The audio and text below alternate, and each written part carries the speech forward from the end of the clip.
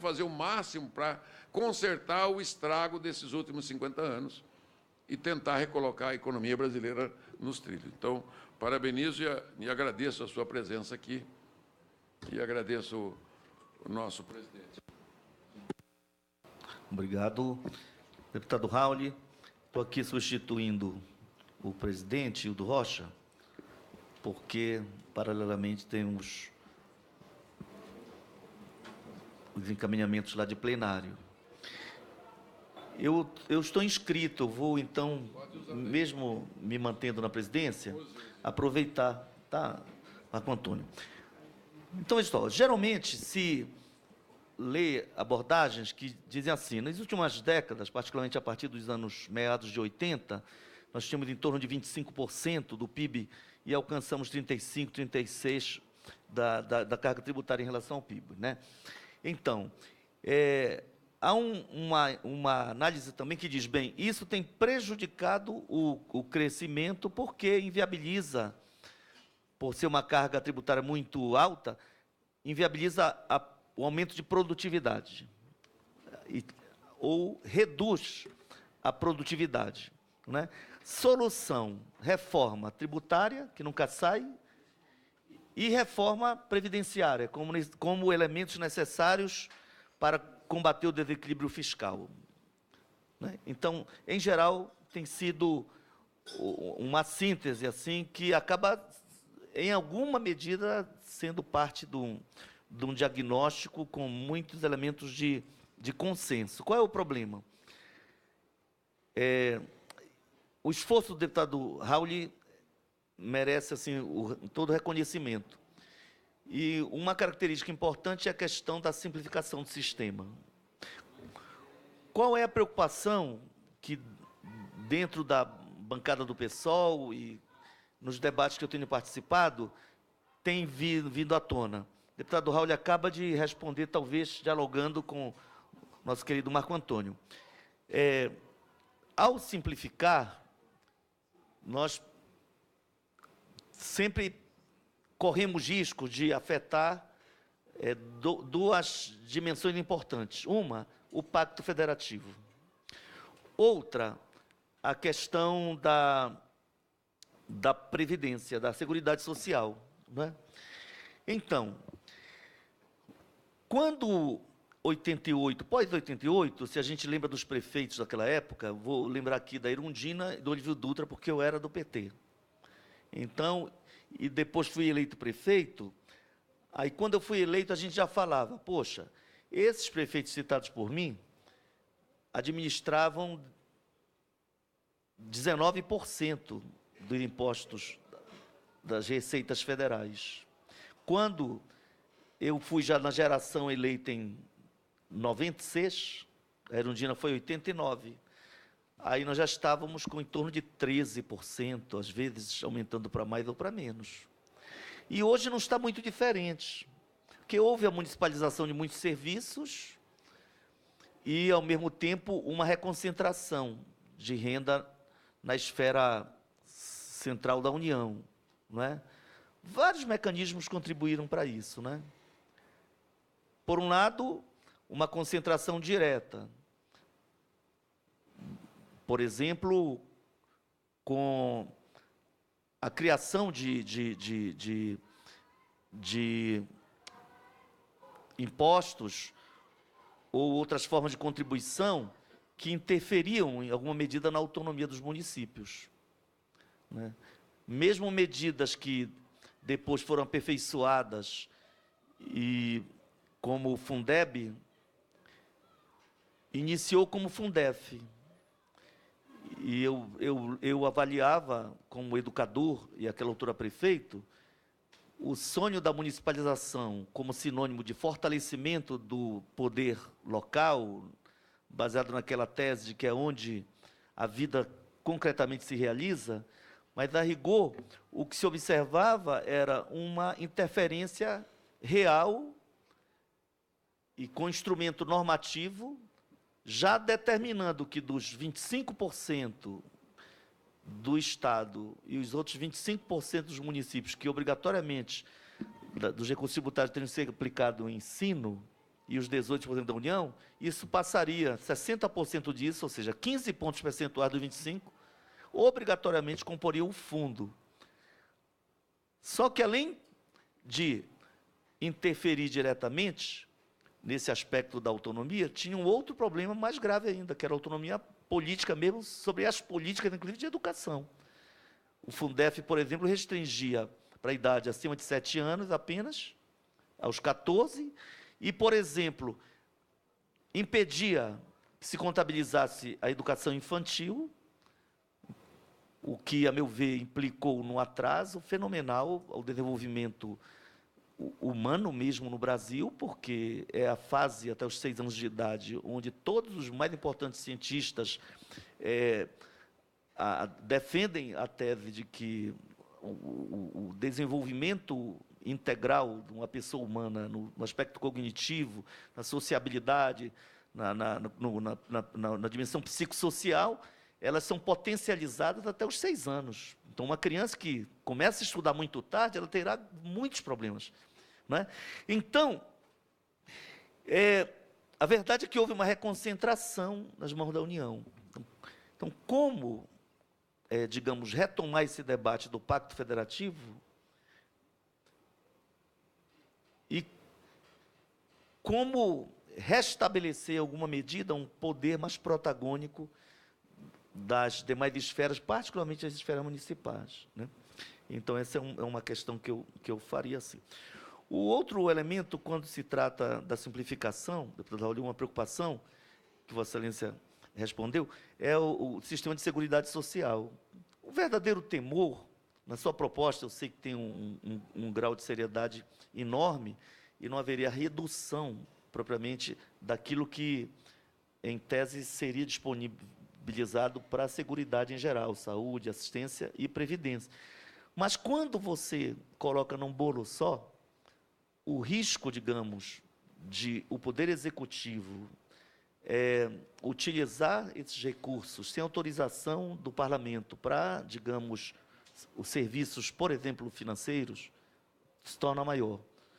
Ou para benefícios fiscais com aquilo que seria, em tese, o financiamento das políticas de seguridade. Essa é uma preocupação que eu acho que nós tínhamos que nos esforçar para resolver.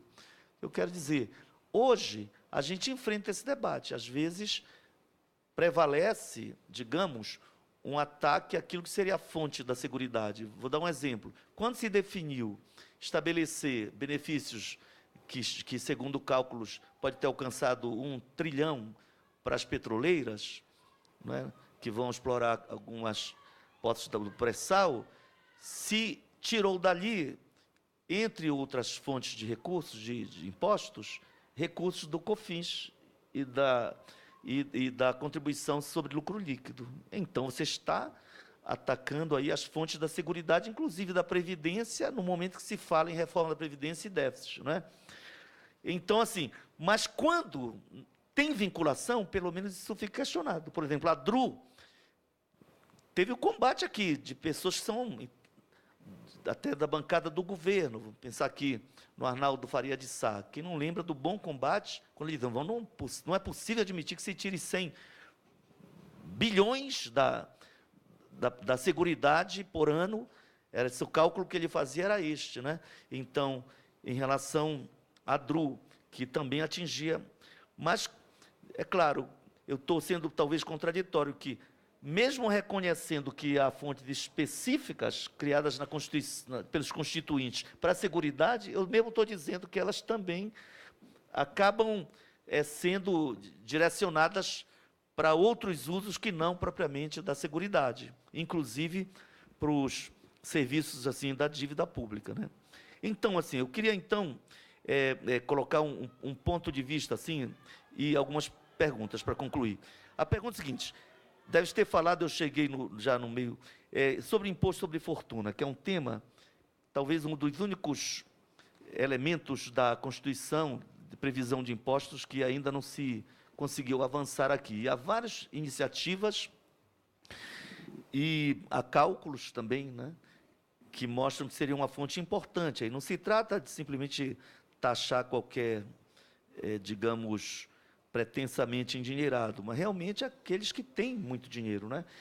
Segundo, lucros e dividendo, né?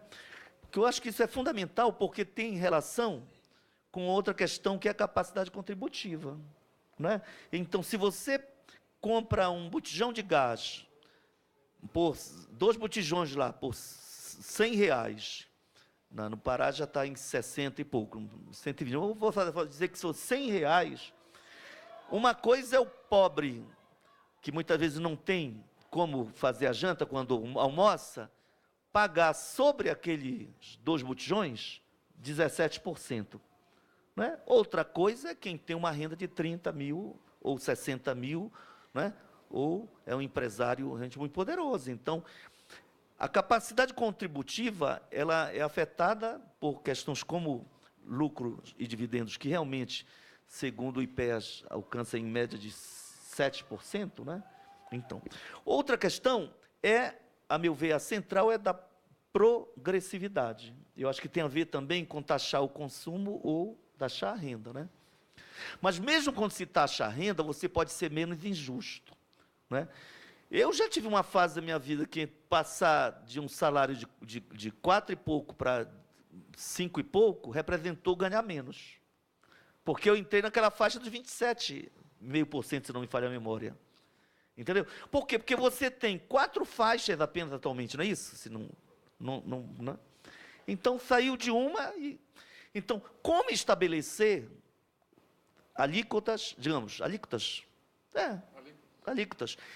e um grau de progressividade que permita que realmente alguém que torça para ter um reajuste, depois não chore por ter obtido, porque ele entra numa outra faixa, às vezes por R$100, R$200 a mais, ele perde mais que isso, porque são muito largas as faixas. No caso do IPTU em Belém, quando eu fui prefeito, nós resolvimos criando 10 ou 12 faixas. Aí você consegue estabelecer e isentar os que tinham imóveis com valor venal até estabelecemos um parâmetro, aquela altura de 19 mil e poucos reais. Isso criou, assim, numericamente, algo impactante. As pessoas diziam, como? De 260 mil imóveis domiciliares, você isenta 178 mil, 180 quase. Como? Vai cobrar de 80, de 100 mil, cerca de 180 isentos, mas você economiza com ações fiscais, com procuradores. É tanta burocracia que você elimina e faz justiça fiscal, porque o pobre não pode pagar. E eu espero que ele daqui a pouco possa, quando ele tiver infraestrutura no bairro e tiver melhorado a sua casa, porque conseguiu melhores condições de vida. Então, são essas, eu acho que é uma questão, a meu ver, muito importante, essa questão da progressividade. Eu sei que num debate aqui no parlamento, o deputado Raul, que é um deputado do PSDB, né, um tempo atrás, falava-se muito que os tucanos viviam em cima do muro, não era? E não é bem assim, né? Mas, assim, esse simbolismo apenas para dizer, o poder de conciliação é fundamental numa casa parlamentar, não é isso? Pegar os extremos, porque aqui não vai passar aquilo que for muito no extremo, é verdade. Por outro lado, só um governo com muita força política, muita força popular, e eu só encontrei na história recente o Lula, e não aproveitou essa oportunidade, para ter autoridade para comandar realmente uma grande reforma tributária de caráter progressivo e não regressivo. Mas, né? E, por fim, tem uma questão que eu sei que é cara ao deputado Raul, mas é a questão da Lei Candir. Eu, como cidadão paraense, olha, ver, por exemplo, o estado do Amazonas ter benefícios para manter a Zona Franca de quase 30 bilhões ao ano, não é isso? Ano passado foi 28 e pouco. Quase 30 bi para manter aquelas multinacionais montadoras lá. E ver o Pará, que no máximo exporta o cabo de alumínio, ou vários minérios in natura, realmente é doloroso saber que, para você ter uma ideia, se a gente pensa, o ferro hoje, acho que é 1,5 milhão de toneladas dia. Pouca gente sabe, o sistema ferroviário é pobre no Brasil e no Pará, né? Mas, se a ferrovia não é tão grande, o maior trem do mundo é o que leva minério de ferro do Carajás a Itaqui, no Maranhão. É o maior trem do mundo, é muito minério de ferro. E 0 de ICMS para exportação de produtos primários ou semi-elaborados, não é? Então, eu, pessoalmente, concluo com essa frase, eu não sou principista em relação a benefícios fiscais, mas eu acho que todo benefício que se eterniza como dispositivo constitucional é prejudicial. E todo benefício que é feito de forma linear favorece grandes e pequenos na mesma proporção e prejudica os pobres, principalmente, tudo que é pensado linearmente, porque exatamente a capacidade contributiva não é a mesma num país tão estratificado e com tantos desempregados.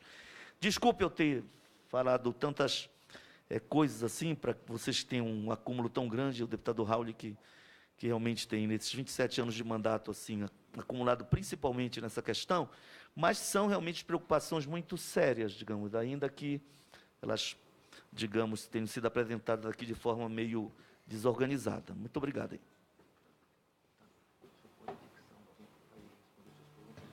Oi. Tá. Tá ligado? Aí, eu... Já é que a assessoria está dizendo, na verdade, você teria, a não ser que o relator tenha algum questionamento novo, mas teria um tempo assim que a gente pode ser flexível para, digamos, concluir e fazer essas considerações, tá bom? Agradeço pelo Quanto tempo. tempo tu diz? 5, 10 minutos, tá bom? Sem problema. Vou ser bem breve. Tá. Eu